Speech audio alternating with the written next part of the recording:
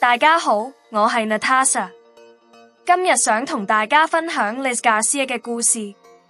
佢曾經認為自己要夠瘦先會被接受，經常努力保持體重大約63至65公斤，但只要體重增加就會感到不開心。直到佢發現問題唔係身體，而係心態，佢開始練健身。經過2年多，依家佢體重大約77至79公斤，覺得自己更強壯、更健康、更快樂，唔再依賴體重計，而係專注於自己嘅身心健康。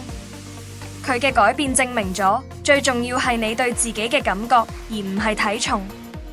想了解更多，可以喺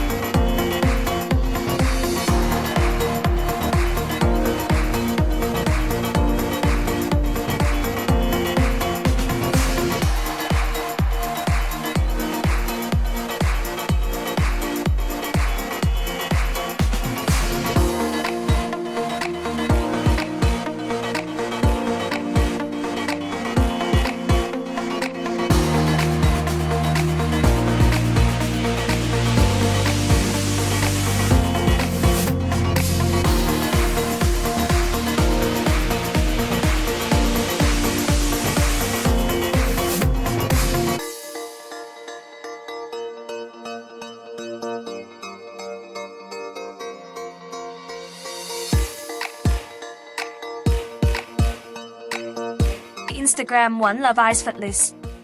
你對呢個故事有咩睇法？留言話我知。如果鍾意，記得 like 同訂閱。